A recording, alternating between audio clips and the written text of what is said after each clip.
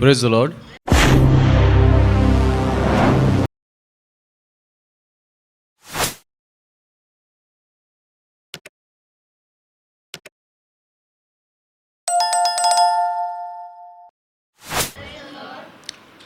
परमेश्वर का धन्यवाद हो, उसने एक अवसर दिया उसके वचन में से सीखने के लिए। और आज का वचन हम देखेंगे होशे की पुस्तक और उसका 14 अध्याय और 9वीं आयत, पेज नंबर 1060। जो बुद्धिमान हो वही इन बातों को समझेगा, जो प्रवीण हो वही इन्हें बूझ सकेगा। क्योंकि यहोवा के मार्ग सीधे हैं और धर्मी उनमें चलते रहेंगे, परंतु अपराधी उनमें कठोर ठोकर खाकर गिरेंगे। धन्यवाद। आज का वचन क्या कहता है इस कलीसिया से कि जो बुद्धिमान हो वही इन बातों को समझेगा। किन बातों को? इन बातों को। परमेश्वर के वचन को सिर्फ बुद्धिमान ही समझेगा। यही कारण था सुलेमान ने प्रभु परमेश्वर से बुद्धि मांगी और परमेश्वर इतना ज़्यादा प्रभावित हो गया सुलेमान से कि क्या बोलता है वो कि तेरे समान ना कोई बुद्धिमान था, ना होगा और ना है। इतना खुश कि मात्र 12-13 साल का बच्चा है, पर वो चाहता क्या है कि प्रभु मुझे बुद्धि दे। यही चीज आज हर एक मसीह के जीवन में होनी चाहिए। हमारी प्रार्थना उससे ये हो कि प्रभु मुझे बुद्धि और ज्ञान दे ताकि मैं तेरे इन वचनों को मैं सीख सकूं। होशे की पुस्तक के विषय में यदि मैं कहूं तो होशे नाम का एक भविष्यवक्ता था, उसी के नाम पे पुस्तक लिखी गई। अब परमेश्वर के सिखाने का तरीका बहुत ही अनोखा है और बहुत ही ज़्यादा मैं कहूँगा प्रैक्टिकल है कि इंसान कभी नहीं भूल सकता। होशे एक ऐसा व्यक्ति जिसको आज्ञा दी गई कि तू ऐसी स्त्री से विवाह कर जो एक वेश्या है, और उसके बाद उससे उसके पुत्र उत्पन्न हुए और उसके बाद उस स्त्री ने उसके साथ विश्वासघात किया। कितना ज़्यादा एक मनुष्य के जीवन में मैं कहूँगा दुख है कि उसकी पत्नी उसके साथ विश्वासघात करे। पर प्रभु ने सिखाया क्यों इसको? कभी सोचा आपने? प्रभु किसी और तरीके से भी इसको विश्वासघात कैसे करते हैं वो सिखा सकता था। ये रिश्ता बनाया और उसके बाद उसके साथ विश्वासघात करा। एक पति और पत्नी के बीच में जो प्रेम होता है, उस प्रेम के यदि अंदर विश्वासघात हो जाए तो पति पत्नी को कभी माफ नहीं करता। कभी भी वो विश्वासघात भूलता नहीं है। परमेश्वर भी सिखाना चाह रहा था इस्राएलियों को, बोला तुमने करा क्या मेरे साथ, तुम्हें भी एहसास होना चाहिए। सारी आशीषें ले ली, सारी संपत्ति, सारे धन, सबसे मैंने तुम्हें समृद्ध कर दिया। उस गुलामी से निकाल के एक स्वतंत्र देश दे दिया। तुमने मांगा एक राजा, मैंने तुम्हें एक राजा दे दिया। हर तरह से जो तुम चाहते थे सब करा मैंने तुम्हारे साथ। उसके बाद तुमने मेरे साथ विश्वासघात किया। बोला मुझे त्याग कर अन्य देवी देवताओं के पीछे लग गए, अपने हाथों की बनाई हुई मूर्तों को पूजने लगे। तुम्हें समझ में आना चाहिए विश्वासघात क्या होता है। उस भविष्यवक्ता के जीवन में ऐसे पल दिए कि वो जीवन भर भूल नहीं पाएगा विश्वासघात क्या होता है। आम बात नहीं है। मैं होशे को बहुत महान बोलूंगा कि हर एक आज्ञा परमेश्वर की वैसे ही मानी जैसे बोला गया है। शायद मैं होता उस जगह पे तो शायद मैं बोलता प्रभु कोई और उपाय बता दे मुझे, बहुत कठिन है ये मेरे लिए। पर उसका वचन बोलता है कि मेरा जुआ तेरे लिए क्या है, हल्का है, मेरा बोझ तेरे लिए हल्का है। क्या जीवन था उसका और क्या दास है वो। प्रभु यीशु मसीह के आने के 721 साल पहले यह घटना हुई है। पहली अध्याय निकालें, होशे पहला और उसका 2 से 3 तक पढ़ें।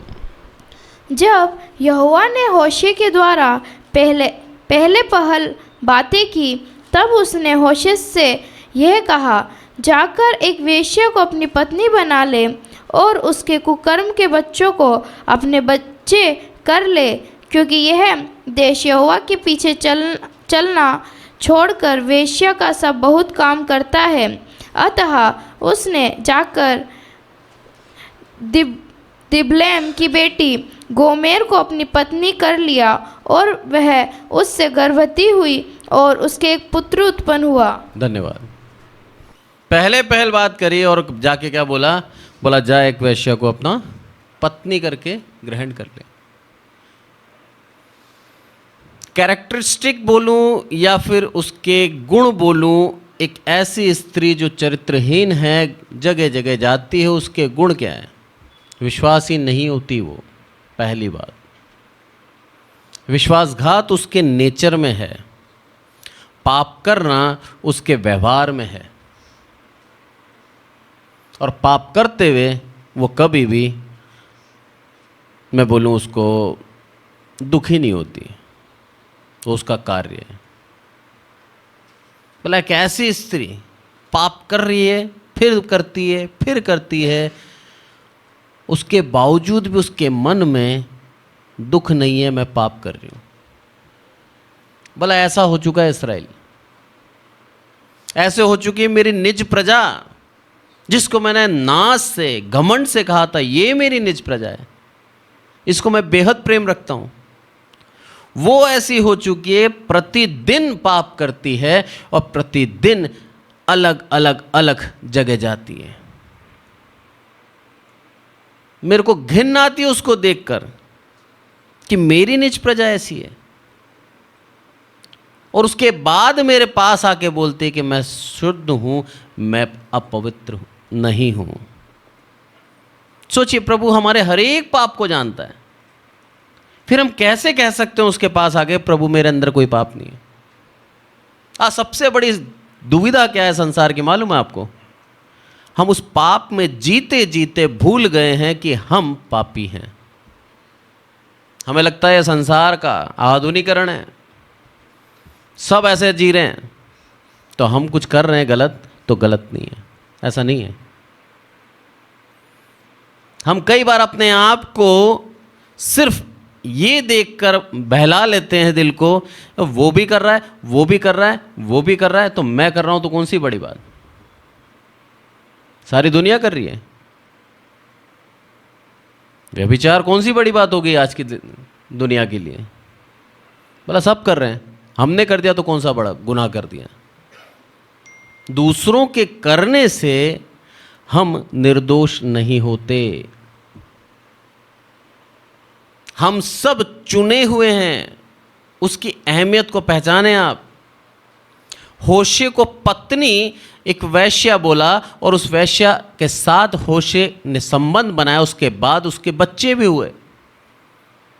पत्नी का दर्जा दिया है उसको। परमेश्वर हम लोगों को एक अपनी पत्नी के समान देखना चाहता है, विश्वास योग्य। उसको छोड़ हम कहीं भी जाते हैं तो हम गलत करते हैं, साफ साफ बात। जिस तरह से एक पति और पत्नी का रिश्ता होता है, वैसे ही प्रभु हमारे साथ देखना चाहता है। वही विश्वास योग्यता कि तेरा एक ही स्वामी होना चाहिए, उसके अलावा तेरा कोई स्वामी ना हो। आगे क्या बोलता है 4वीं आयत में, तब यहोवा ने उससे कहा, उसका नाम यिज्रेल रख, क्योंकि थोड़े ही काल में मैं येहू के घराने को यिज्रेल की हत्या का दंड दूंगा और मैं इज़राइल के घराने के राज्य का अंत कर दूंगा। 5वीं पढ़े। उस समय मैं इज़राइल की तराई में इज़राइल के धनुष को तोड़ डालूंगा। धन्यवाद। क्या परिस्थिति है देखिए आप। एक समय वो था, प्रभु परमेश्वर के पास अब्राहम को बोला गया था, बोला जा अपने इकलौते पुत्र को क्या कर दे, बलिदान कर दे। खुशी के साथ चला गया वो। 3 दिन का मार्ग था।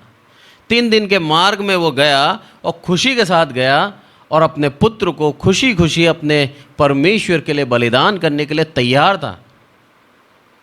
और बलिदान करने ही पर था कि परमेश्वर का आवाज आकाशवाणी आई और उसने अपने हाथ को रोक लिया। नहीं मारा उसको। वो भी परमेश्वर का दास था, होशे भी परमेश्वर का दास है। इस परमेश्वर के दास के पुत्र इज़राइल को क्या बोला, इसकी हत्या करेंगे कौन, येहू के घराने, मार डालेंगे इसको, मैं उसका दंड उसको दूंगा। इसके पुत्र को ले लिया। इससे एक बार भी नहीं पूछा तू बलिदान देना चाहता है, अपने पुत्र के लिए तू मरता हुआ देखना चाहता है? कहीं पूछा? बाइबल में कहीं लिखा है? नहीं लिखा। प्रभु के न्याय और प्रभु की व्यवस्था हमारे समझ के बाहर है। हम सिर्फ प्रार्थना कर सकते हैं, प्रभु मेरे जीवन में इतना दुख क्यों, मेरे जीवन में हर एक पापी क्यों टकराता है, मेरे जीवन में विश्वासघाती ही क्यों आते हैं। हम उससे ये तर्क नहीं कर सकते। और उसकी योजना है हमारे जीवन में कुछ, इसीलिए हमारे जीवन में ऐसे लोग टकराते हैं। उस योजना को मांगे कि प्रभु मुझे वो योजना बता दे। तूने मुझे चुना है, तू मुझसे प्रेम रखता है, तू मेरे जीवन से कुछ महान करना चाहता है, मैं सब जानता हूं, पर मेरे जीवन में जो परिस्थिति चल रही है उसको मुझे सिखा दे, बता दे क्यों हो रहा है प्रभु। ऑटोमेटिक आपके जीवन से निराशा दूर हो जाएगी। हम सोचते रहते हैं और कुड़ते रहते हैं कई जगह, मेरे ही साथ क्यों, मेरे ही साथ क्यों।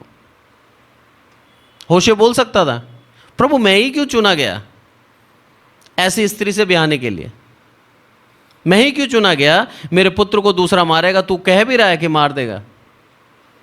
अरे वो तो मेरी संतान है, अगर तेरे को मारना ही है तो गोमेर के जो पहले के पुत्र उनको मार सकता था तू। पर प्रभु उस दर्द जो वो खुद सह रहा है, इस्राएल को वो दर्द एहसास होना चाहिए, पता लगना चाहिए कि ऐसा क्यों। रीजन था इसके पीछे, बहुत बड़ा रीजन। ये तो विश्वास योग्य था, पर कई अविश्वास योग्य दास प्रभु के सामने थे, जिन्होंने अपनी जिम्मेदारियों को पूर्ण रूप से नहीं निभाया, लोगों को नहीं बताया कि जो तुम कर रहे हो वो गलत है। क्योंकि वचन कहता है, मैं नहीं कहता, वचन साहब कहता है कि ऐसे लोग भी हैं जिनके द्वारा परमेश्वर चिढ़ता है, परमेश्वर उनके खिलाफ कार्रवाई करेगा। कौन थे वो? परमेश्वर के दास कहलाते थे, पर सच्चाई से परमेश्वर के लोगों की अगुवाई नहीं करी। वचन कहता है खुद, एली के दोनों पुत्र सही नहीं थे, सही शिक्षा नहीं दी। ऐसे कई आए जो प्रभु की शिक्षाओं को उन्होंने सही तरीके से नहीं बांटा, सिर्फ लोगों की इच्छा के अनुसार लोग क्या सुनना चाहते हैं वही बोला, और पाप से उनको रोका नहीं। बोले ये कारण है ये आज मुझसे इतना दूर हो गए। आज भी हम सचेत रहें, यदि हमें हमारा पास्टर सिर्फ अच्छा ही अच्छा कह रहा है, सिर्फ भला ही भला कह रहा है, हमारी गलतियों को पॉइंट आउट नहीं कर रहा, दूर हो जाए उस पास्टर से। वो हमें नरक ले जा रहा है। वचन के द्वारा हमें सिखा नहीं रहा, वचन के द्वारा हमें चुनौती, हमें चेतावनी नहीं दे रहा।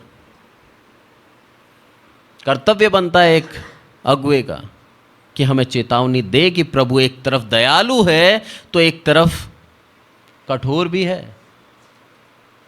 प्रभु की कठोरता देख रहे हैं हम आगे से लेके पूरे अध्याय में, और अंत में उसकी दया भी देखेंगे। खत्म कर दूंगा, नाश कर दूंगा, कर भी रहा है, पर वो दयालु इतना है कि पूरी इस्राएली जाति को वापस एक और नया मौका देता है। ये है उसकी महानता। हम सोचते हैं हमने गलतियां कर ली, प्रभु अब क्षमा करेगा, करेगा, अभी भी क्षमा करेगा, पर क्षमा के बाद, प्रायश्चित के बाद दोबारा वो गलती ना दोहराएं, नहीं तो वो क्षमा नहीं करेगा। प्रभु यीशु मसीह एक बार सलीब पर मरा है, बार बार नहीं मरेगा आपके लिए।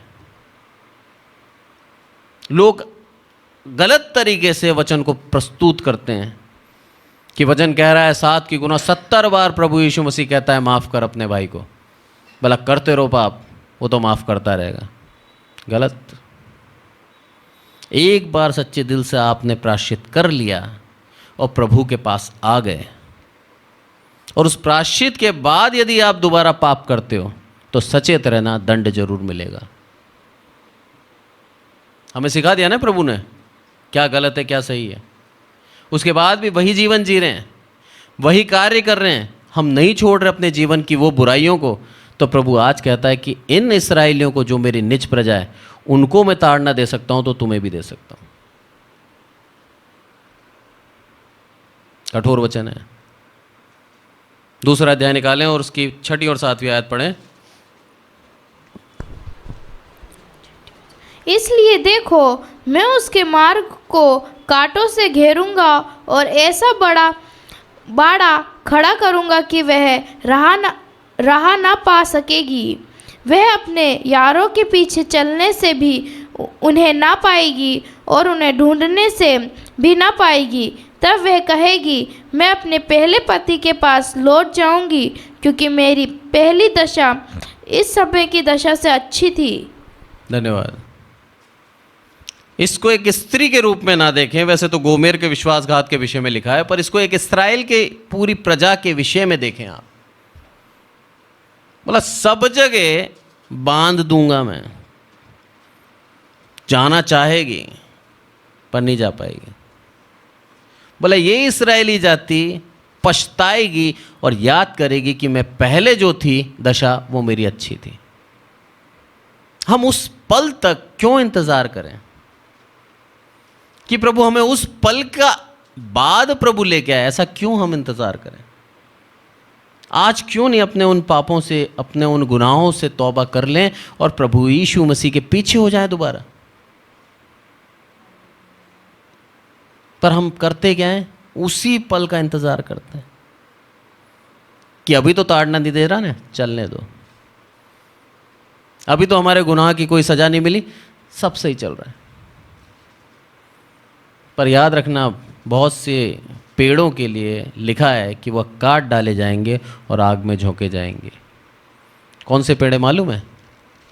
ये वो पेड़ हैं जो गलतियां करते हैं, माफ़ी मांगते हैं, फिर गलतियां करते हैं, माफ़ी मांगते हैं, फिर गलतियां करते हैं, माफ़ी मांगते हैं।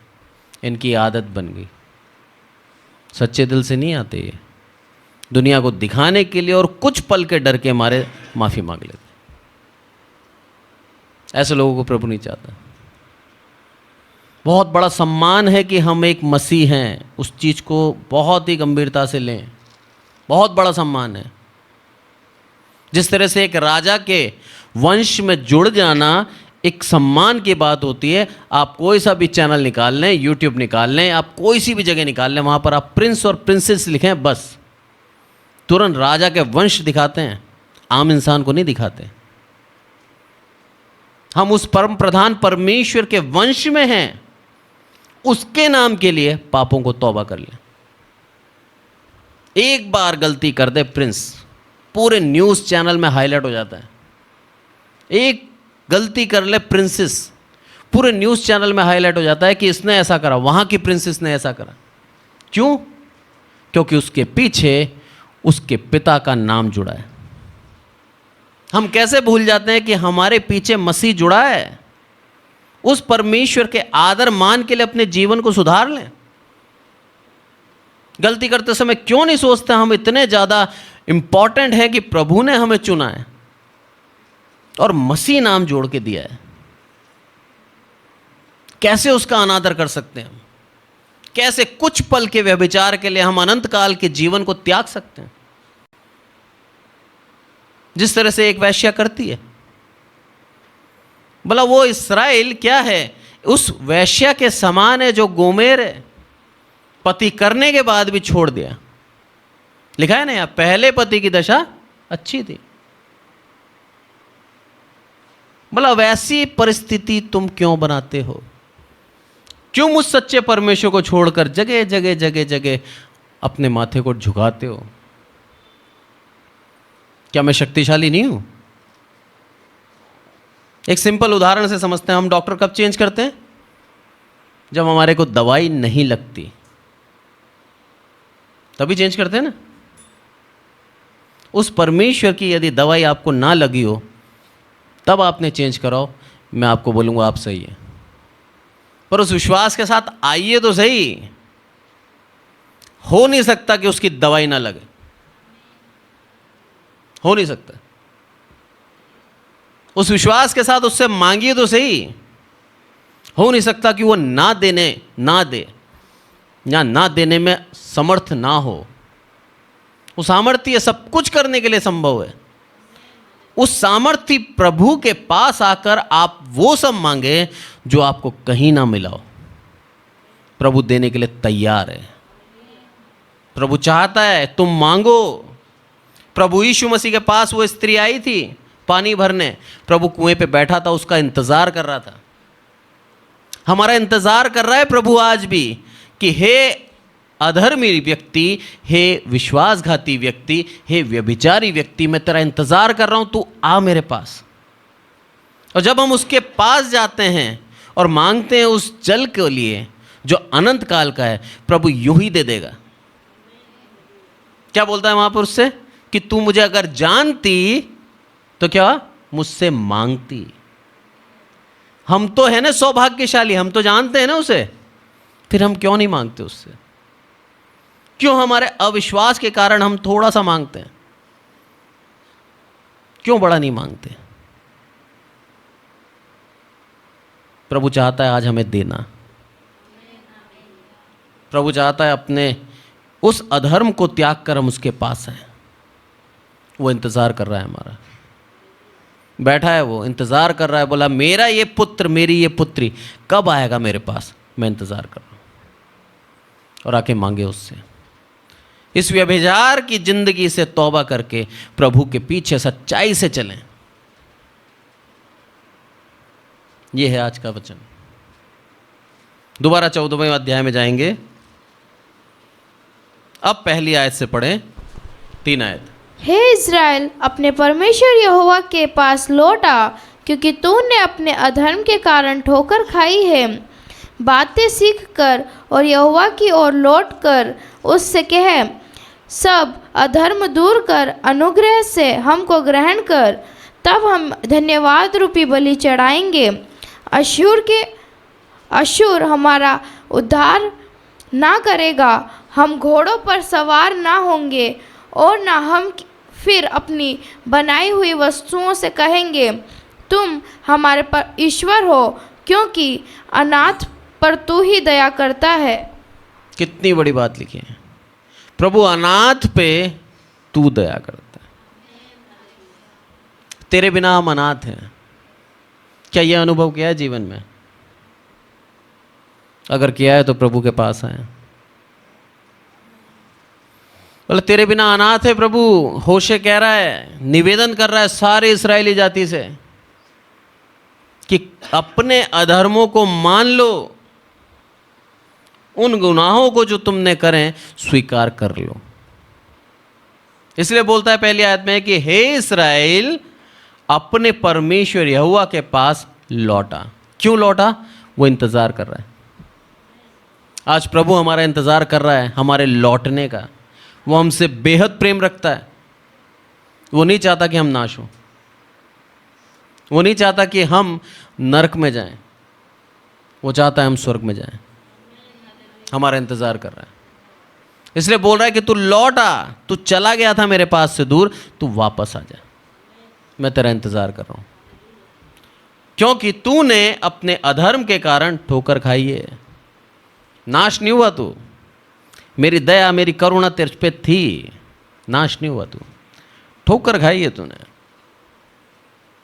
आज का वचन यदि आपके लिए ठोकर का कारण है, धन्यवाद दें उसका कि उस ठोकर से तुरंत हम सीधे खड़े हो गए। बच्चे ठोकर खाते हैं ना चलते हुए, बड़े क्यों नहीं खाते? बहुत कम अवस्था होती है जब बड़े चलते चलते ठोकर खाते हैं, पर बच्चे बार बार ठोकर खाते हैं, बोलने पर भी ठोकर खाते हैं। रीज़न क्या मालूम है? उस मार्ग पे ध्यान नहीं है। हम भी चल रहे हैं यदि मसीह जीवन में, और मसीह पर हमारा ध्यान नहीं है, ठोकर खाएंगे। और पिता और बड़े क्यों नहीं ठोकर खाते? उस मार्ग पे ध्यान रखते हैं, चलते हैं। प्रभु आज हमें सिखाता है, समझाता है कि तुम उस बालक के समान ठोकर मत खाओ। बालक के समान तुम्हारा विश्वास होना चाहिए, पर उसके समान ठोकर मत खाओ। चंचल मत बनो, अज्ञानी मत बनो। तुम्हारे सामने ये जीवित वचन है, ग्रहण करो और आशीष पाओ। हमारे जीवन को बहुतायत की आशीष देना चाहता है, वो हमारा इंतजार कर रहा है, वो चाहता है हम उससे मांगे। और क्या चाहिए हमें? एक संपन्न पिता क्या चाहता है मालूम है? पुत्र उसके पास आए और उससे मांगे, और पिता सब कुछ देना चाहता है। अरे संपन्न नहीं हो तो भी जब पुत्र डिमांड लेके पिता के पास आता है, उसकी इच्छा होती है कि मैं इस पुत्र की सारी डिमांड जो सच्चाई की है, भलाई की है, मैं पूरी कर दूं। और वो करता भी अपने प्रयास से। तो वो तो स्वर्गीय पिता है, सामर्थ्य से भरा हुआ, सब कुछ है उसके पास, बस इंतजार कर रहा है, आओ मेरे पास और मांगो। उससे पहले अपने अधर्म को दूर कर लो, क्योंकि जब तक वो अधर्म रहेगा तुम्हारे जीवन में, मेरे करीब नहीं आ पाओगे। आपको याद हो तो प्रभु यीशु मसीह जब पापों को ले रहा था अपने शरीर में दुनिया के, तो पूरे समय अंधियारा हो गया। उस समय उसके दो कारण थे। उस पाप के साथ पुत्र को परमेश्वर देख नहीं पाया, उसने मुख मोड़ लिया। जब अपने स्वयं के पुत्र को पापों में नहीं देखता वो, तो हमें कैसे देख सकता है? मुख मोड़ के रखता है हमसे। इसीलिए हम और गिरते जाते हैं पाप में, और गिरते जाते हैं पाप में, और हम गलत काम करते जाते हैं, क्योंकि प्रभु ने हमसे मुख मोड़ रखा है। इंतजार कर रहा है वो, पर वो चाहता है हम उस अधर्म को छोड़ दें, क्योंकि ज्योति और अंधकार साथ नहीं रह सकते। हम पाप के साथ प्रभु के साथ नहीं रह सकते। दोनों में से एक को चुनना होगा। या तो अपने वो अधर्म कर्मों को हम त्याग दें, या प्रभु यीशु मसीह को हम त्याग दें। प्रभु यीशु मसीह के साथ उन अगर अधर्म कर्मों को हम करते आ रहे हैं, तो हमने प्रभु को अच्छी तरह से नहीं जाना। अभी उस आशीष से आज भी बहुत दूर हैं, हम वंचित हैं, कुछ नहीं मिला हमें। अगर आप चाहते हैं अपने जीवन में बदलाव, तो उन अधर्मों को जांचें और उसके बाद उसके पास आए, उसको छोड़कर। जब आए इस्राएल, तो इस्राएल को वापस संपन्न कर दिया। ये प्रभु की खूबी है। जब सच्चे दिल से हम गुनाह को मान लेते हैं, तुरंत माफ करता है, और तुरंत माफ करके हमें आशीष देने लगता है, और बता देता है कि मैं तुम्हारा पिता हूं। मुझे छोड़ के तुम जाओगे, सिर्फ पछताओगे। हम ऐसे मसीह क्यों बने कि बार बार जाएं और वापस आएं? प्रभु परमेश्वर के पुत्र प्रभु यीशु मसीह ने कितना सिंपल उदाहरण से समझाया था। बोलो, दो पुत्र हैं, एक छोटा एक बड़ा। छोटे पुत्र ने क्या करा? सब कुछ ले लिया, धन संपत्ति, और चला गया पिता को छोड़कर। यही करा ना इस होशे के समय पे। पूरी इस्राएली जाति ने क्या करा? सब कुछ ले लिया उस परमेश्वर से, सारी आशीष ले ली, और उसके बाद उसे छोड़ के चली गई। उसमें और उस उड़ाऊ पुत्र में कोई अंतर नहीं है। जब सब कुछ मिल जाता है हमें, और उसके बाद यदि हम प्रभु को त्याग देते हैं, तो हम में, उस उड़ाऊ पुत्र में और इस इस्राएली जाति में और उस गोमेर वेश्या में कोई अंतर नहीं है। वचन कठोर है पर सत्य है। हम अगर आशीषों के लिए उसके पीछे चल रहे हैं, मत आओ उसके पीछे। पर सच्चे दिल से यदि हम हमारे गुनाहों को क्षमा कराना चाहते हैं, स्वर्ग राज्य चाहते हैं, तो एकमात्र रास्ता प्रभु यीशु मसीह है। आए उसके पीछे।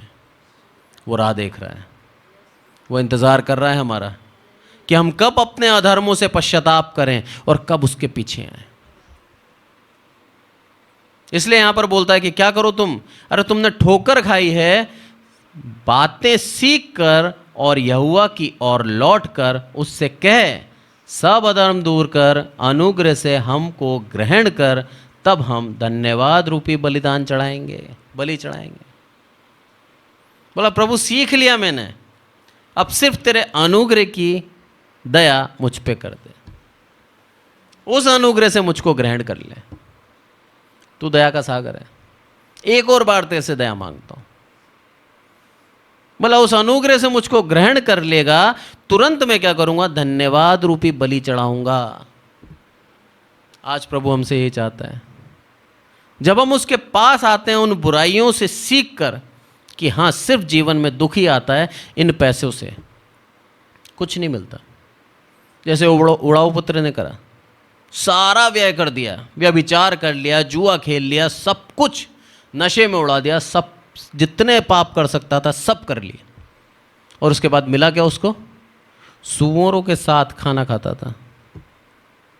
तब उसको स्मरण हुआ कि मेरे पिता के घर में मेरे दास जो रहते थे ना, वो भी मुझसे अच्छा जीवन जी रहे हैं।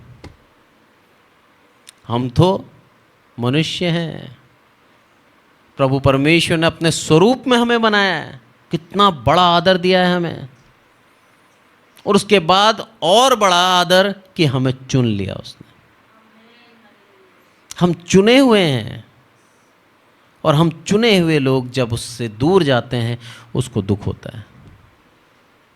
वो चाहता है कि दुनिया ये ना कहे कि ये मसीह गलत कामों में है, ये मसीह व्यभिचार करता है, ये मसीह चोरी करता है, ये मसीह झूठ बोलता है, ये मसीह गालियां देता है, ये मसीह दारू पीता है, ये मसीह हर एक सांसारिक पापों में लिप्त है, दुनिया कहने ना पाए। मेरे प्रभु को दर्द होता है, दुख होता है।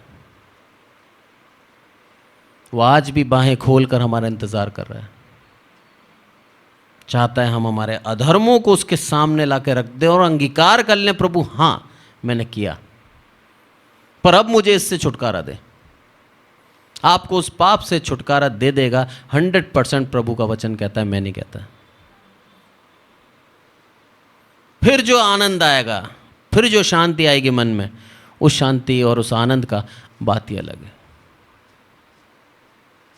उसके करीब आए, जैसी वो स्त्री आई थी उसके करीब, जीवन का जल प्रभु ने बोला कि मैं तुझे दूंगा, फिर कभी प्यास नहीं लगेगी।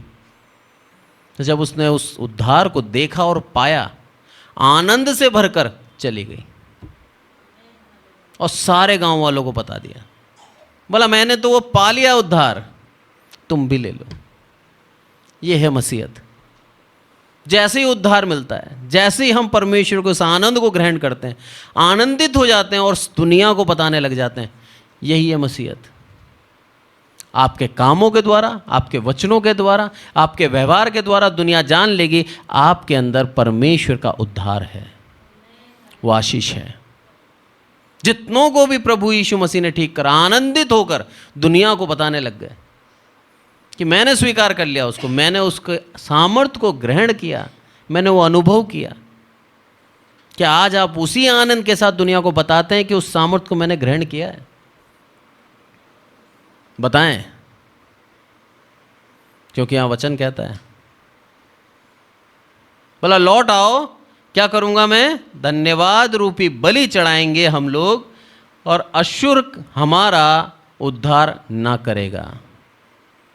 उद्धार कौन करेगा? प्रभु तू करेगा।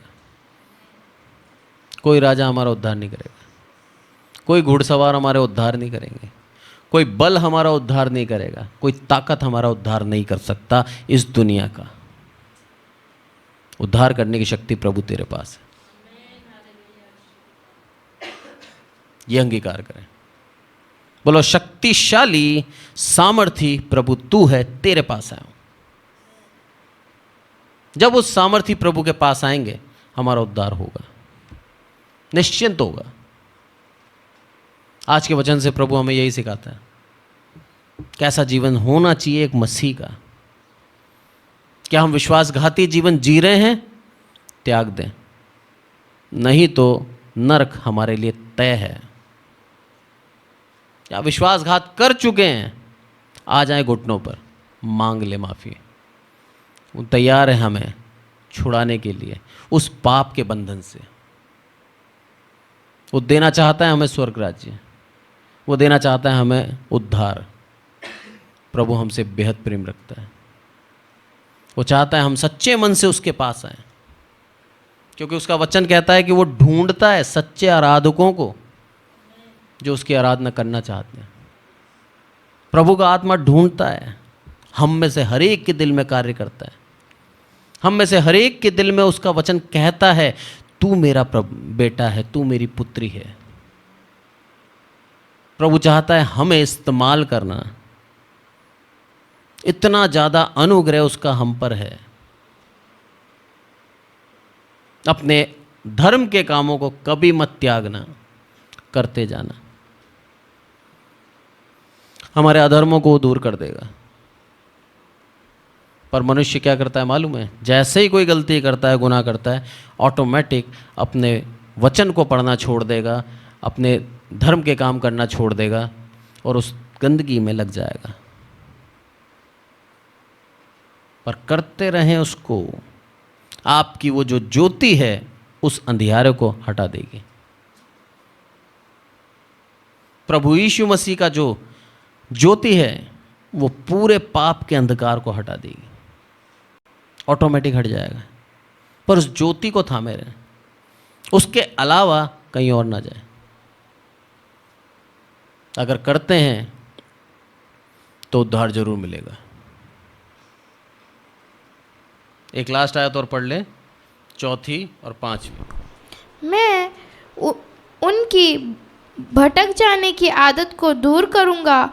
मैं सेतमेत उनसे प्रेम करूंगा, क्योंकि मेरा क्रोध उन पर से उतर गया है। धन्यवाद। जैसे ही हम उसके पास आते हैं, क्या बोलता है वो? उनकी भटक जाने वाली आदत को मैं क्या करूँगा? दूर कर दूंगा। वो जानता है हम मनुष्य हैं, शरीर के बंधन में बंधे हुए हैं, और ये शरीर पाप करने की लालसा करता है। इसीलिए बार बार हम गलत करते हैं। बोलता है मैं क्या करूंगा? उनके भटक जाने की आदत को दूर कर दूंगा, और सेतमेत उनसे प्रेम करूंगा, क्योंकि मेरा क्रोध उन पर से उतर गया है। मैं इज़राइल के लिए ओस के समान हूँगा, वह सोसन के समान फूले फलेगा और लबानोन के समान जड़ फैलाएगा। धन्यवाद। आशीष दे दी हमें, जैसे हमने अपनी सारी गलतियों को माना। कितना महान प्रभु है हमारा, कितना दयालु प्रभु है हमारा, कि जैसे ही हम हमारे गुनाहों को मान लेते हैं तुरंत आशीष देने के लिए तैयार। बोला शोषण के फूलों के समान क्या कर दूंगा उनको, फूले फलेगा वो। और एक जगह बाइबल क्या कहती है मालूम है? सुलेमान भी अपने पूरे वैभव के साथ आ जाए ना, तो भी इन फूल के समान सुंदर नहीं है। इतना सुंदर कर देगा हमें, इतना ज़्यादा प्रेम रखता है हमसे। कब? जब हम उसके पीछे चलते हैं, जब हम उसके करीब आते हैं। वो इंतज़ार कर रहा है हमारा। जब हम उसके करीब आते हैं प्रभु आशीष देने के लिए तैयार। और बोलता है सेत में प्रेम रखूंगा। कोई मेहनत करनी नहीं पड़ेगी तुम्हें, तुम्हारे कर्मों के द्वारा नहीं, मेरा दिल तुमसे जुड़ गया है, इसीलिए मैं तुमसे प्रेम करूंगा। यही कारण है हम बचे हुए हैं, यही कारण है हमारी गलती की तुरंत सजा नहीं देता, यही कारण है हमारे अधर्मों का लेखा तुरंत नहीं लेता। नहीं तो इस दुनिया के अंदर एक भी ना बचे, सब अधर्मी हैं। सबके मन में कभी ना कभी पाप आ जाता है, पर उसका आत्मा ही है जो हमको उस पाप से दूर लेके जाता है। इसलिए बोलता है वो कि लबानोन के समान जड़ फैलाएगा, बढ़ता जाएगा, स्थिर हो जाएगा और कोई उसको उखाड़ नहीं पाएगा। ये एक धर्मी जन की गवाही। आशीष दूंगा, फूलेगा फलेगा, और साथ ही क्या होगा? स्थिरता दर्शाता है ये, जड़ पकड़ लेना। एक पेड़ जब जड़ पकड़ लेता है उसको उखाड़ना बहुत मुश्किल है। उखाड़ा नहीं जाता, वो काटा जाता है और उसका ठूंठ वहां बना रहता है। देखा होगा आपने जंगलों में। उसकी जड़ से उसको उखाड़ने के लिए बहुत मेहनत और बहुत श्रम करनी पड़ती है। प्रभु कहता है तुम मेरे पुत्र हो, तुम मेरी पुत्री हो, तुम्हारी जड़ को मैं ऐसा स्थिर कर दूंगा, उखाड़ नहीं पाएगा कोई। अज्ञान रहोगे मेरे वचनों से, मेरे से दूर जाओगे, ताड़ना मिलेगी, क्योंकि मैं तुमसे प्रेम रखता हूं। उसका प्रेम ही है जो हमें ताड़ना देकर सुधार देता है और वापस हम उसके पीछे आ जाते हैं। कितना धन्यवाद दें हम इस प्रभु को। हमारे अंदर क्या योग्यता है कि उसने हमसे प्रेम रखा, और उस प्रेम को अनंत प्रेम है वो, उसका प्रेम खत्म नहीं होता। हर एक बार हमें वचनों से सिखाता है, समझाता है कि तू मेरा प्रेमी पुत्र है, वापस आ जा मेरे पास, लौट आ मेरे पास, मैं तेरा आज भी इंतजार कर रहा हूं। हम मसीह हैं, इसका मतलब हमारा कर्तव्य खत्म नहीं होता। उस नाम की गरिमा को बना के चलना है जो हमारे पीछे जुड़ा है, मसीह। हमारे काम मसीह के समान होने चाहिए। प्रभु यीशु मसीह एक आदर्श जीवन जी के गया और हमें सिखा के गया कि हमें कैसे जीवन जीना चाहिए, पाप से कैसे बचना चाहिए, कैसे अपने जीवन को उसकी महिमा के लिए इस्तेमाल करना चाहिए। बोला तब तुम मसीह कहलाओगे। उस नाम की गरिमा को बचाएं। मसीहत क्या है? सच में बाइबल पढ़ के सीखें। सिर्फ प्रेज द लॉर्ड हालेलुया करने से मसीह नहीं बनते, बैप्टिज्म लेने से मसीह नहीं बनते, चर्च जाने से मसीह नहीं बनते, मीटिंग अटेंड करने से मसीह नहीं बनते। मसीहत को पहचानना है तो अपने जीवन को जांचें और अपने आप को शुद्ध रखकर, वो जो टाइटल लगा है ना पीछे मसीह, उसका सम्मान करें। अपने आप लोग कहने लग जाएंगे कि सच में मसीह है ये। दुनिया को बताने की जरूरत नहीं है आप कौन हो, अपने आप लोग कहेंगे कि इस जैसा आदर्श व्यक्ति मैंने नहीं देखा, इस जैसा सच्चा व्यक्ति मैंने नहीं देखा। अपने आप को पाप से बचाता है, अधर्म से अपने आप को दूर रखता है और प्रभु के वचनों में आनंदित रहता है। यह है मसीहत। आज का वचन हम सबको आशीषित करे। प्रभु आशीष दे इस वचन पे। आइए प्रार्थना करें। हे हमारे प्रभु, हम सबको संभाल कर रखते हैं, इसलिए आपका धन्यवाद। सारी आदर महिमा आपको देते हैं मेरे प्रभु। धन्यवाद देते हैं आपका कि आपने हमें चुना मेरे प्रभु, आपने हमसे प्रेम करा मेरे प्रभु, अपनी प्रजा में जोड़ा मेरे प्रभु। आपका बहुत बहुत धन्यवाद। कई बार मेरे प्रभु हम सिर्फ आशीष के लिए आपके पीछे आते हैं, उन कारणों से हमें माफ़ करना। हमारे अधर्म आपसे दूर नहीं है मेरे प्रभु, हमारे अधर्म आपसे छिपे नहीं है मेरे प्रभु। न केवल मेरे बल्कि पूरी कलीसिया जितने यहाँ बैठे हैं मेरे प्रभु, हर एक को आपके सामने घुटनों पर लेके आता हूँ मेरे प्रभु। आपके पैरों के, आपके चरणों के करीब आए हैं मेरे प्रभु, इस विनती को लेकर हमें एक अच्छा मन देना मेरे प्रभु, ताकि अपने अधर्मों को त्याग कर आपकी आशीष ले मेरे प्रभु। आपके उस अनुग्रह को हम तुच्छ न जाने मेरे प्रभु, और आपके अनुग्रह के द्वारा हम भी आशीषित हों मेरे प्रभु। आपके पास आते हैं मेरे प्रभु, हर एक को एक ऐसा मन देना कि अपने जीवन को दोबारा टटोले। यदि कहीं है जो अधर्म आपसे छिपा रखा है हमने, जो पाप आपसे हम छिपा रखते हैं, वो पाप को भी आपके सामने लेकर आए। सारी आदर महिमा आपको देता हूँ मेरे प्रियो। हम घटें आप बढ़ें, प्रभु यीशु मसीह के नाम से मांगते हैं, आमीन। और अब हमारा परमेश्वर का प्रेम, प्रभु यीशु मसीह का अनुग्रह, पवित्र आत्मा की सहभागिता हम में से प्रत्येक विश्वासी के जीवन के अंत तक बनी रहे। आमीन, आमीन, आमीन। Praise the Lord.